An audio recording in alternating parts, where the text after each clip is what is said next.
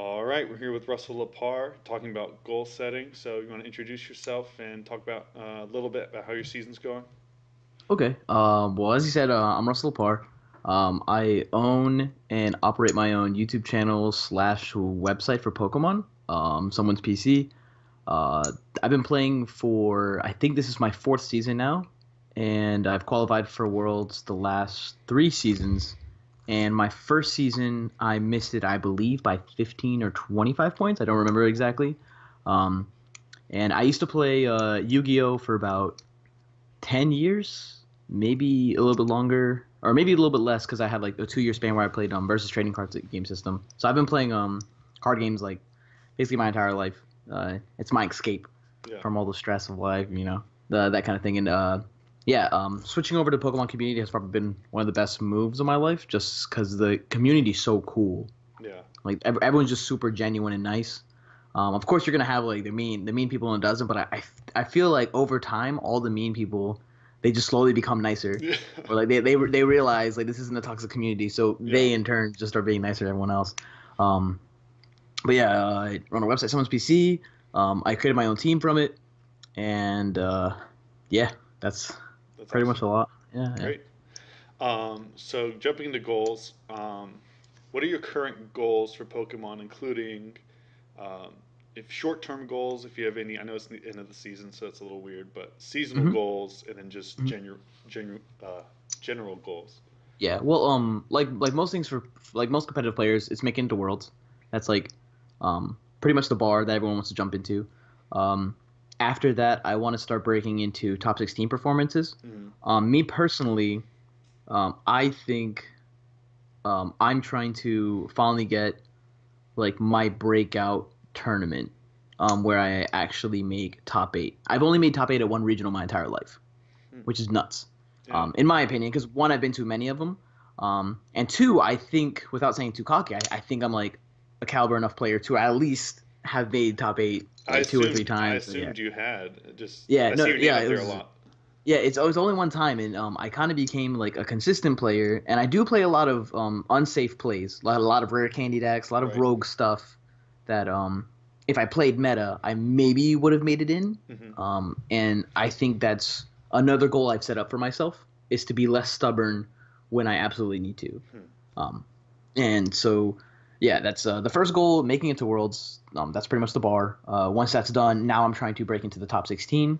And in order to do that, I definitely need a top eight a regional. Like this season alone, I think I have 7 day 2s where I made top 32, and five of them I made top 32, and I literally just finished in top 32. Hmm. So I like won 2 rounds and then lost three, and it's been the most depressing. Yeah. Like it's the most depressing thing in the world. Mainly because like, or you made top 16, you get money, and at certain events like you don't. Or if I made top 16, I get more points, and then make top 32. They're like, oh, congratulations, you just spent your entire Sunday. You spend Right. an extra like, and you're getting a box. Like here's your box, Yeah. And Yeah. it tilts me because I see my friends both on my team, and on other teams like make their top eight, do well, get their wins and that kind of thing. And I have a lot of them that say you're overdue, like for your Yeah. win. Um, and I chalk it up both to me playing inconsistent decks. I personally feel like I'm a fairly unlucky person. I complain a lot about dead draws, and then people sit next to me and will look at me like, "Wow, you're not kidding about like how much you Yeah. dead draw too." But I'm not one to say that I don't ever make mistakes. You know what I'm saying? Right. So I just try to come up with like a grips of reality of one, how unlucky the consistency of my deck, and then three, like how I can overcome the mistakes I make in every single tournament, memorize them, and then try and improve upon them. Right. So since I have my website, I really try to expand my knowledge and my level of thinking to like a novice player, right? So I always try to look at the game when I'm looking at what I did wrong or like why I lost after I rage because I'm super competitive, right? Right. So if we're in day two and like if I win, I'm in top eight. If I lose, then I have to fight for top 16. Like this happened so many times Uh-huh. where it's like, oh, I won my first 2 rounds. If I win this one, I'm out, and I lose three straight, and then I'm like, bam, now I'm out of it. So, um, I'm very competitive and very compassionate, and like I'll rage and get mad at the table, but I'll always like wish my opponent good luck, like great game or this kind Yeah. of thing. I'll just get up and get mad at the game at like whatever got unlucky, whatever I might have misplayed at, and then I kind of like cool down after 2 minutes, and then Right. think it all through, just so I can convert it. So I guess my goals, finally have my breakout performance. Um, I want to top 16 nationals Okay. because my first year playing, I made top 16 and I lost to Michael Pramwat. Hmm. Um, and then he went on to get second. And the way my bracket was looking, honestly, if I beat Pram, I more than likely won the whole tournament if I got past the Parisian Genocide in the next round. Um, Pram himself already has invite, and this is my first year playing. Yeah. He also was from my area at the time, so like I saw him, Oh you know, yeah. at least 20 plus times on the ring. So we're sitting there playing. You know, it's not super awkward, but I have a favorite matchup. It's Flygon versus Pyroar, and I just had very unfortunate draws, and he played I think 12 coin flip cards Yeah. and hit like a Oh. solid 85% coin flips most of the time. Um, and it was just like a respect level there. Like I was like, yeah, I'm playing for my invite. And he's like, well, I'm trying to play to win the tournament. And I was like, dude, don't even. I'm not even gonna try and get any like kind of sympathy or anything over there. I was like, you do you. If you beat me, good for you. Like good luck. I want you. So, Yeah. um, yeah, I want to see me get my breakout performance. I want to say I top 16 3 out of the 4 times I've been to nationals. Yeah. And then if I don't, now I got to say it's 50-50. But I Right. like 3 out of 4. Yeah, Yeah. it sounds a lot better. Um, yeah, those are my current goals for right now. Trying to break this format, it's really tough. There's so many decks, and I'm very stubborn where I need to finally um, like crack down on what decks I feel like taking a loss to. So most of my lists, if people see them, that they see like I add a lot of funny, stupid cards, wide lens and Vika Volt, Yeah. I heard about that today. like this, like there's like always that one up tech where everyone's like, yo, that's spicy, and that card went in place of a consistency card or something else. So maybe there's like it's a part where I'm like dead drawing a tournament and I draw that card. I'm like, oh, I'm gonna kick myself for this, but Yeah. like, did this card win me games? Certainly. So I get to party with it. I don't know. It's a lot of like beating oneself to try and overcome everything. So Yeah. that's where I'm currently at. Cool. Um, so in terms of creating goals, what do you think is important in creating goals, and what goes into creating your goals? Um, One, self improvement. I mean, that's pretty much everyone's goal. Um, but I always want to keep doing better than I have my previous seasons, right? Hmm. So before it was like, oh, get my invite, and then if I get in top 16, that's cool. Now it's like, get my invite, start making top 8 more, start taking wins, start playing more consistent decks. It's like levels of being a player, and then constantly seeing myself strive and improve, um, as well as like I don't know, just improving my deck building in general. Yeah. I feel like I'm really really good at finding rogue ideas and turning them into a solid like tier 1.5, tier 2 kind of deck. Hmm. And I think that bites me sometimes instead of just playing meta, because meta's it's powerful. It's meta for a reason. It's stronger than any other rogue idea I have going, and I think like so when you make these goals for yourself, it gives like there's a certain satisfaction there Hmm. when you succeed, even if you don't win the tournament. And I think that's where people that say, "Hey, I need to make it to Worlds," and then if they don't, they just kind of give up on pokes, or like they stop going to the League Cups. They're like, "Oh, there's no point in listening." Or um, when we're testing, they play to win instead of testing to test out strategies, Right. and those are the goals that come out of testing. Because I know you guys did a huge thing on testing. Like that Right. was your last video. I watched the whole thing. It was amazing, especially with Sam Yeah. having Sam at the end because I love Sam. Um, It was and fun. he yeah, I'm pretty sure he mentioned me because we bounce ideas off each other all the Yeah. time. We're just like I was like, hey, any secret decks that your secret group is not making as of right now, and he's like, no, but here's some ideas I have in my personal head, and I was like, okay, and I'll bounce it off like back and forth, Cool. and it's like when we go to test, it's test these ideas because the goal for this tournament is to beat these decks. Hmm. So I think when you go to a tournament, you should have multiple goals in mind, Right. either points, money, having fun. Like all of us at someone's PC, we love to drink. If we all mess up, or like like if whoever's in the room, like we're all gonna have fun, and just setting different goals for ourselves. I know my teammate Chris, he really hates the fact that he hasn't made top 16 or hasn't made day two except for one time.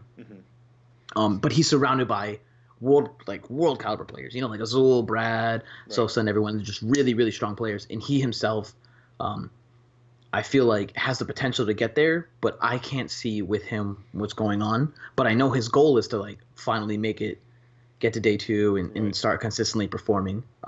And so my goal as a friend is to like both watch him succeed Right. as well as like, I'm also a competitor. So I Yeah. hope I see him in the finals and then beat him or something like that. Right. So yeah, it's just great to set goals for yourself. I know his main priority in life is not going to be Pokemon, Hmm. and just for him to have like these small goals, like all I want to do this time is make top 32. If I make day two, then I'm satisfied. But hopefully, I can make a run to like top eight of this.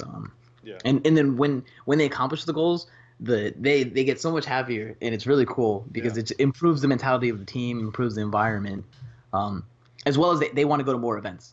Like Yeah.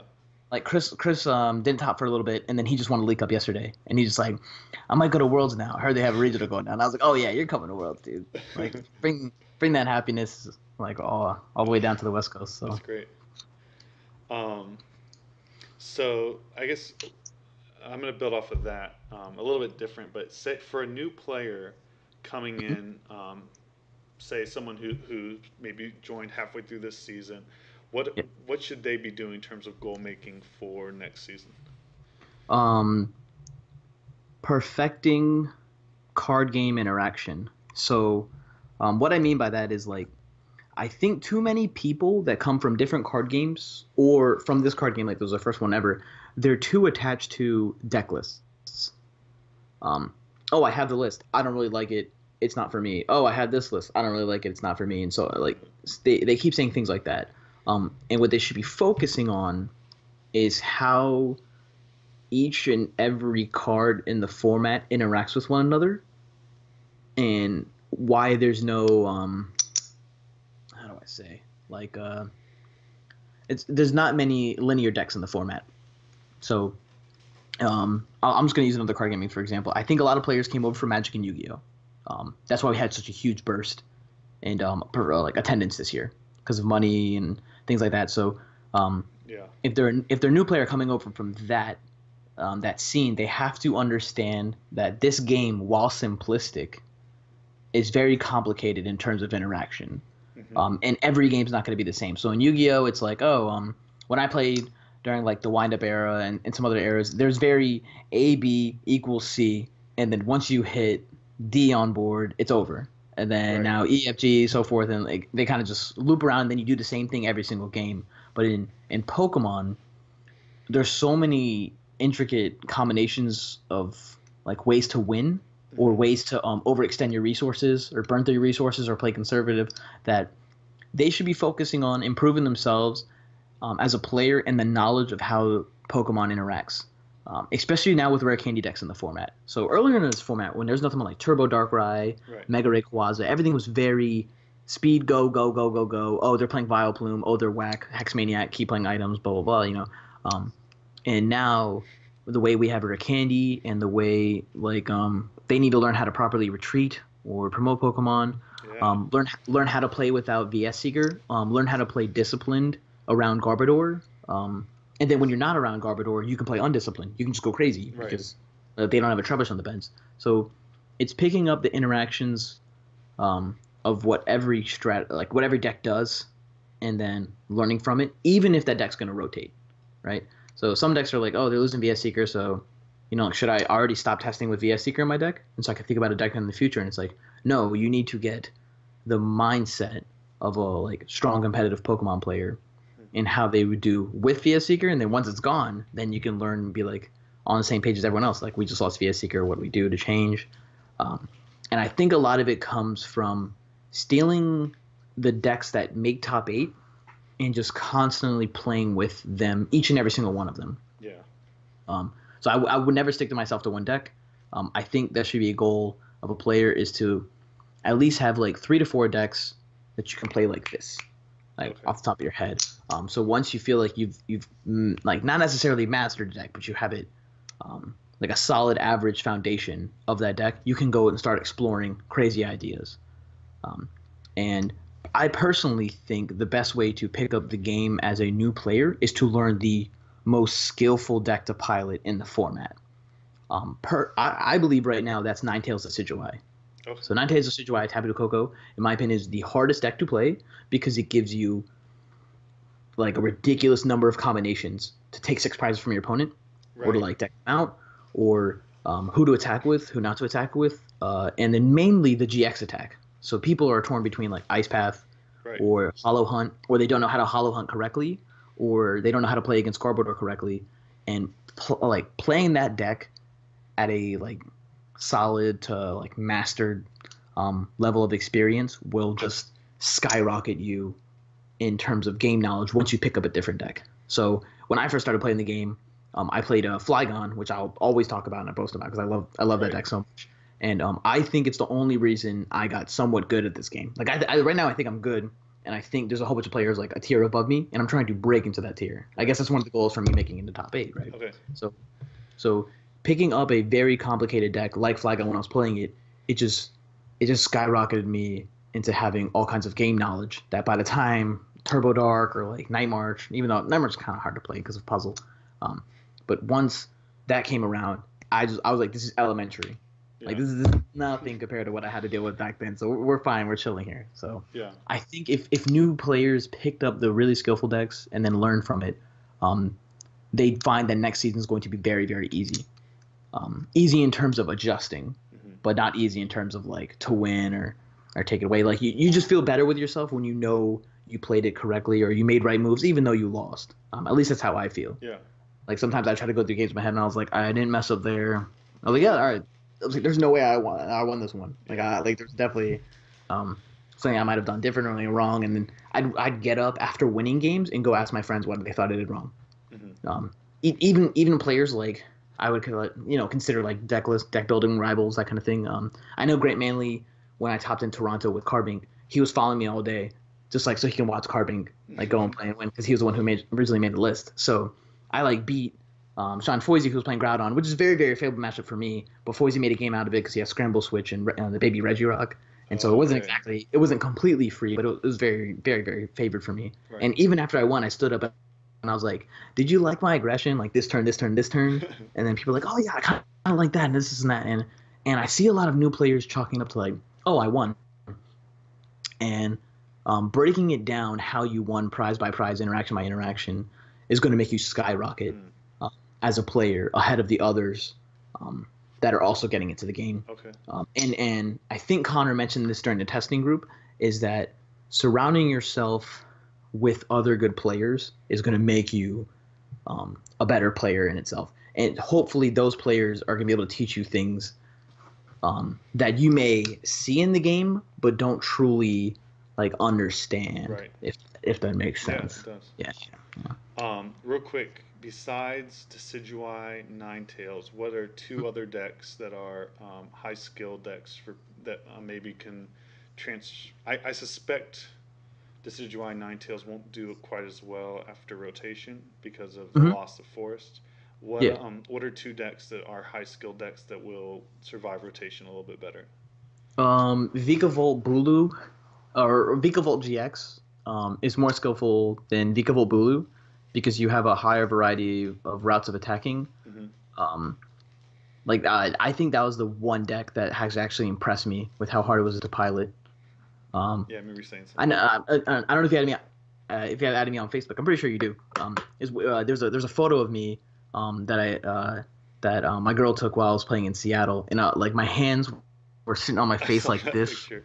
and it was round 7. It's because I had a headache out of how hard this deck was to pilot because you have to be so disciplined with Vikavolt's strong charge. Because under like Bulu and all them, we run 4 DCE, then 3 grass and 5 lightning, and so if you prize X card, draw X card, do this, do that, you're losing your attackers, or what do I attach now? What do I attach this? And it's really, really, really hard to pilot. Yeah. So even if you're not going to win with that deck, I think piloting that deck is just going to make you like skyrocket tiers ahead of your mindset. And what else can survive from the format? Greninja's fairly skillful to play, and that survives as well. So, if you're looking for interesting decks to play with, definitely pick up Greninja. I also believe Espeon isn't exactly free, like your run-of-the-mill deck to just anyone can pick up and just instantly start winning with it, at least major tournaments. I only think we'll see players that know the ins and outs of that deck actually succeed at major tournaments. I know Xander Perot has been killing it with it, and some other players have picked it up. Yeah. But there's most of the other decks in the format are, I think, fairly simple. But I definitely put those three in a tier above the other ones. Okay, cool. Thank you. And so once you've set your goals, what do you do with them? Or what do you do with them, and what do you do to make sure you reach them? Like maybe have people keep you accountable about fulfilling them, or writing them down, or envisioning yourself completing them. What sort of things like that do you, or is there anything like that? It's all just visualizing in my own head. So I'm a huge fan of Super Smash Bros. I used to play really competitive back in the day, of like 2008, 2009, and I was like one of the top Peach players in Virginia. Okay. And so now when I see Armada and like all these other like Smash gods like win their tournaments and speak about their mindsets, I like listen in to what they're thinking, how they train, and try to apply it anyway into Pokemon. And so what Armada was telling in one of this like really long interview that he did is that he treats every friendly game as a tournament game, right? And I think that's just towards him improving as a person, because he's at the top right now, right, and the only place he has to go is down, right? So he has to constantly stay on top and keep that mindset going. So what I try to think of as my goals is like I'm going to like visualize me accomplishing them, and then once I do accomplish them, I don't reward myself in any fashion whatsoever. I just kind of like sigh, take it in, set my next goal, you know? Yeah. And then if I do reward myself, it's because my goals are usually like, oh, let's make top 8 or do this or make top 16, and then I'll just celebrate that with my friends right after the tournament anyway. Like they're like, yo, we made top 16, let's go out, or let's do this and that. And so writing them down, no, visualizing it 24/7. I know Sam and all them talked about how they like test at certain hours, this and that. Most of my testing is just by myself. A good 90% of it is just in my own head. We're laying hands back and forth for hours, or solitarying 2 decks in person, playing against one another, revealing both hands, and then playing as if I don't know the opponent's hand, and just kind of like playing from his point of view, flushing all my knowledge out, going back to his, and then going back and forth. And I think that's what helps me predict what my opponent's going to do and like see what they have on board. And I guess I'm going to ramble on this one, but good. For new players that are trying to set goals for themselves on to improve, you need to be able to read the game 4 to 5 turns ahead of the current game state. And this is how you're going to stop tying. And it's tough if you don't understand your own deck and its limits. So if you understand what your deck's capable of, or how fast it's going, or what your board state is, then you're going to improve this a lot. And you also need to understand what your opponent's deck does.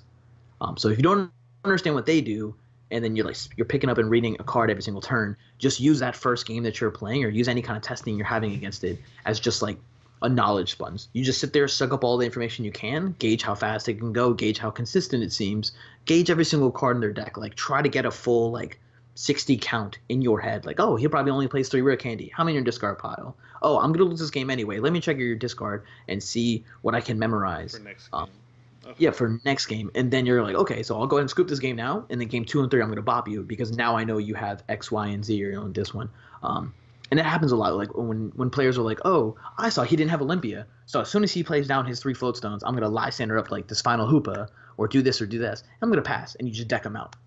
And that didn't come from, oh, he neglected to play Olympia, or he overextended his float stones. That was you picking up on what's in his deck, and then predicting that as your win condition turns ahead before you ever see it. There's plenty of times I'm going against opponents, and they'll bench a Pokemon on turn 2, and I'll literally say that's going to lose you the game. Like, I'll point at it. I'll be like, do not bench that. And it'll be like in testing against my friends at my locals. And I'll be like, please don't bench that. You're going to lose because of it.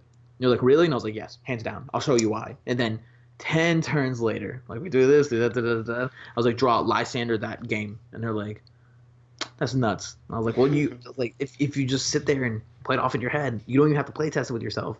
That's how you should predict the game state to go. Okay. And if it doesn't get to that level, you either, one, need to do something about it, which people usually parallel city, like clear their own Pokemon, clear their own Shaman, Tapu Lele, etc., or they got unlucky or burned their like final Lysander during a turn they shouldn't have.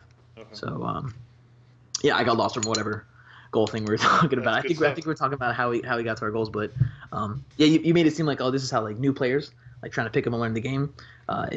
If they do that, they're gonna jump far ahead, and it's really good.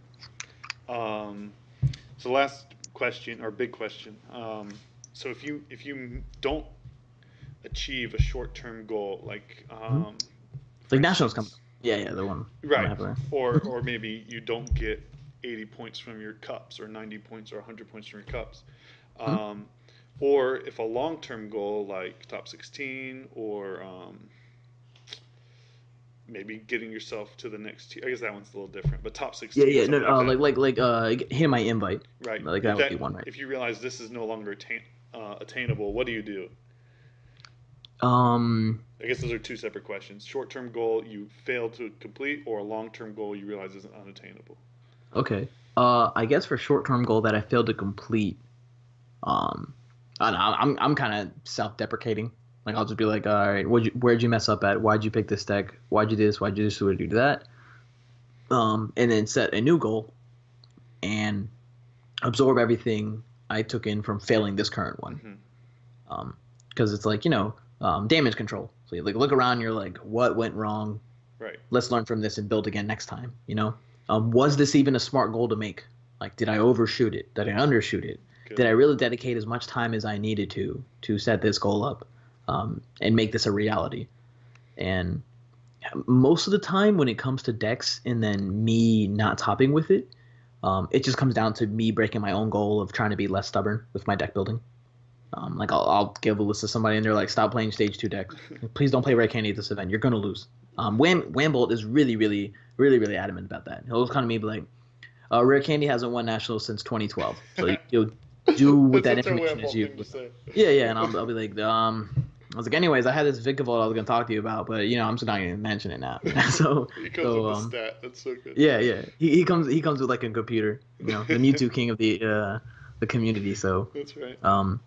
I try to think about short-term goals, make a new one. Long-term goals, if it's unattainable, reevaluate where I'm at, and if I even still want to continue pursuing the goal, even though I think it's not going to happen. So I think for a lot of players, they're like, before, if I took this 50 points off of League Cups, I still had a chance at making Worlds if I did X at Nationals, or do this, like a top 32, or and I have to get top 8, or this and that. And the people that say, well, I need to make top 8 to make Nationals, so it's more than likely not going to happen, they see the reality of the situation, but that's still a goal. That's still obtainable to a level. And it's up to them if they feel like, I'm just going to wing it and like play whatever I want, or they can play the deck that's going to get them, that top 8. They can really grind. They can discover the things that people didn't last year. Nick Robinson, the one who ended up winning the whole thing, he came up with that idea of like 4 unknown, 4/4, 3/3 Vespiquen, or like 2/2 Vespiquen, and then Night March. Yeah. And that idea in itself is what got him to win that Nationals.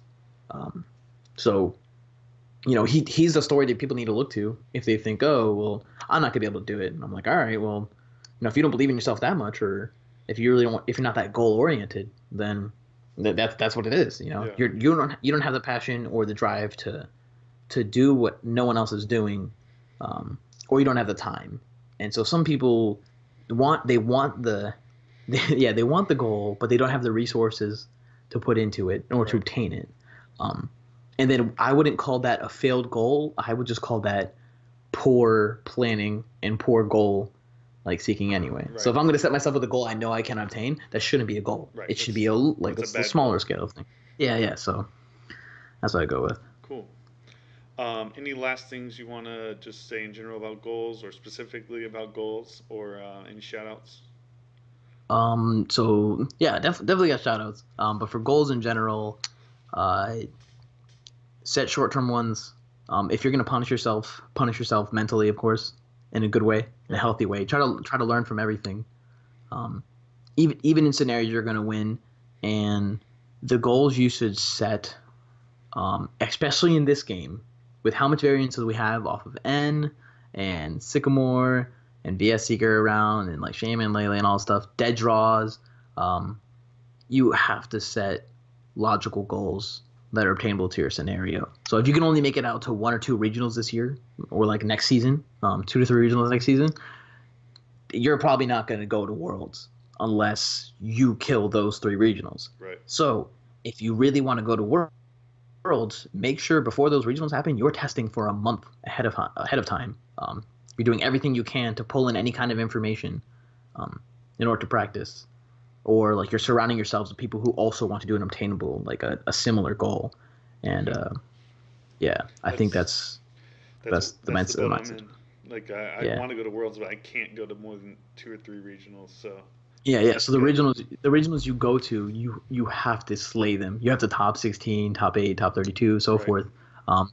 And I think top 32 and top 16 are obtainable from all levels of play.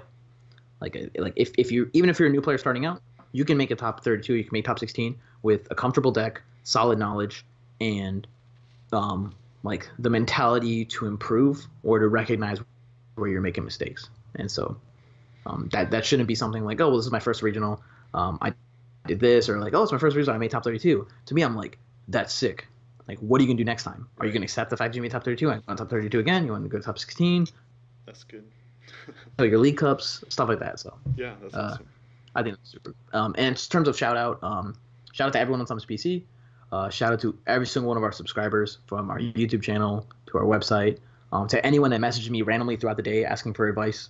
I might not have all the time to get back to you instantly, but I'll get back to you eventually, or talk to you at some point in time.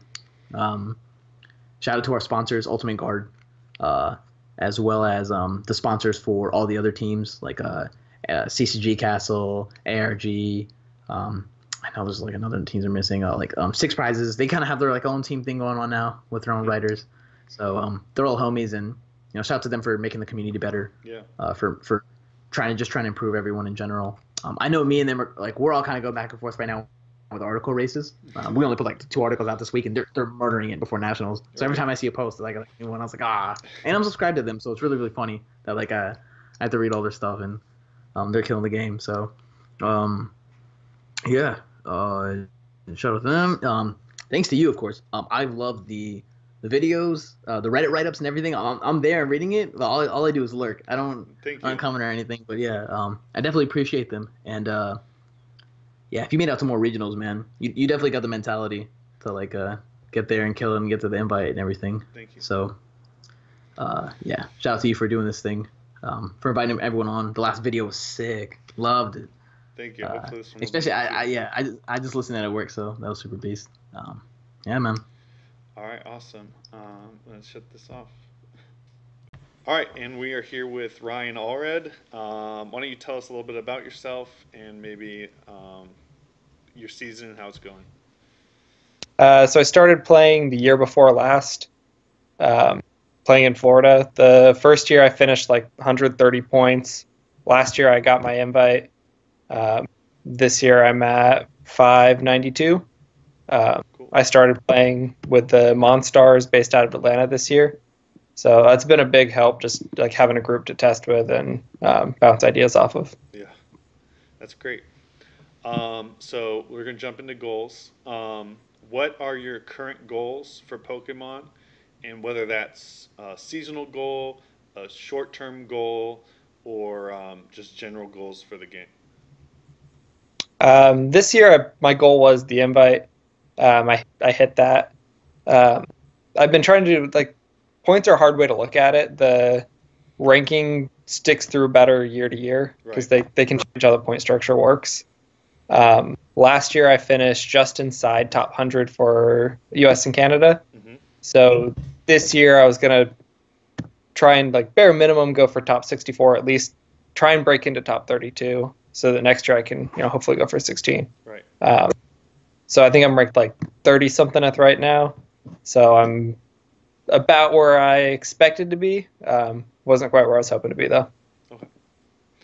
And do you do short-term goals, like when you go to a cup, like, okay, I'm going to win this, or I need to get finals, or I want to get finals, or do you focus mainly on more long-term stuff? It's hard to focus on individual tournament. There's just too much variance. Mm-hmm. So, like you can get lucky, you can get unlucky. Like with cups are a good example because you have a quarter. The way I kind of planned out how I would hopefully, like what I need to do to get the invite, was kind of around 80 points a quarter was really what I was looking to hit. Which before they did the bump meant like a win and a top 4 or like 2 seconds, something like that. Right. Very cool. So what do you think are important aspects of creating goals? Like part of it, you got to be realistic, but kind of focus on what's important to you. Obviously, if you're going for the invite, it really helps to figure out where those points are coming from. Obviously, you can just wing it and like get there, but the best finish limits really make it important to think about where they're coming from. Yeah. Like you can go to 50 league cups and 2 regionals, and you're kind of shooting yourself in the foot. Yeah, that's true. So with your goals, are you writing them down? Do you tell people? What sort of practices do you do like that? Once you've made your goals, what do you do with them? Do you? I've heard people say you shouldn't tell anyone your goals. I've heard people say you should write them down. I've heard people say you should tell some friends who can keep you accountable. What kind of things? What do you do with your goals? I usually keep everything in my head, but being on a team's been nice because you can, like people, they hold you accountable. Mm-hmm. If you start slacking off and like not going to tournaments, not testing, like there's somebody to say like, hey, the reason you're doing bad is because you're not sticking with it. Don't talk about goals thing, I think, is more like with projects. If you have a big project you're working on, the second you tell someone, you're not going to work on it. But not really relevant with Pokemon. Right. Yeah, that does seem true about projects. Yeah. So, what sort of things do you do to help you reach your goals? You talked about testing, but do you do like envision? I asked the last person as well. Do you do something like envisioning yourself winning, or maybe going to a tournament where you're playing a deck that isn't going to be, that you don't consider a winning deck, but a deck that will get you day 2 or something like that?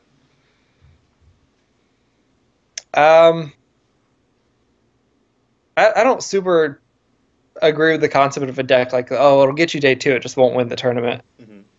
I don't know. Maybe someone could explain the concept better to me and I would get it, but the way I see it, like if a deck's good, you're gonna just do better with it, in general. But yeah, what do I do?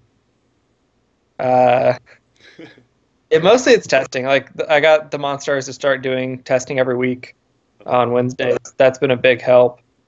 You just like you have to actually work towards it and figure out what's going to get you there. The time is the thing. Yeah, and that's part of it. Like if you have to, if I just say like, hey, I'm going to test this week, or like I'm going to test sometime. No, I need to say like, all right, Wednesday at 7:00. Facebook Messenger lets you create an event reminder for it. Right. Like, all right, 7, we're gonna get on. Right. So that's so testing is one of your stepping stones to reaching your goals, and you said you keep yourself accountable and make a schedule and things like that. That's good. And what do you do? Say you have a goal, like last year you didn't quite reach I think you said 32 was your goal? Yeah, last year I was just trying to get inside top 100 because they were doing the Nat stipends last year. Oh, okay. And I hit I was inside top 100, so I got the stipend. Well, if you when you don't reach a short-term goal, say your 80 point limit, or well, we'll start with that. When you don't reach a short-term goal, what do you do? Did you have a quarter where you didn't reach the 80 points from cups? Yeah, last quarter I only got 60, so Okay. I didn't feel like driving to any cups. And what did you do with that? Was that because you already had your invite, or No, it was before the point bump. okay, I needed the points. I didn't feel like going. So this quarter like kind of kicked me in the butt, and I was like, all right, no, I need to start going to stuff. I booked like 3 flights for regionals in the span of a week, and I was like, I'm gonna go stuff. I'm like, I'm gonna make this happen. I've already invested too much this year to yeah? not go to Worlds. So you sort of had to overcompensate on the farther end if you don't reach one of your smaller stepping stone goals. Yeah. Okay.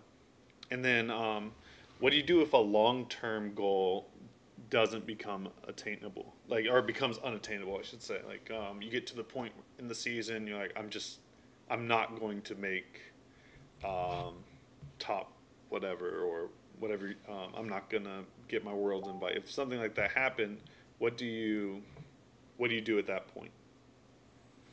I think even if you know you're gonna miss it, you have to get as close as possible. That's like a lot of people the first year they play, they're like, you're not gonna do well your first year. You're gonna do bad.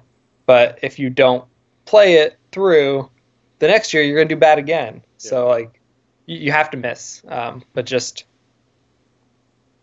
get as close as you can so that next year you'll do better. All right. Awesome. Makes sense. Do you have anything else you want to talk about goals? Or if not, do you have any shout outs that you want to give or anything like that? Um, yeah, nothing else I can think about on goals.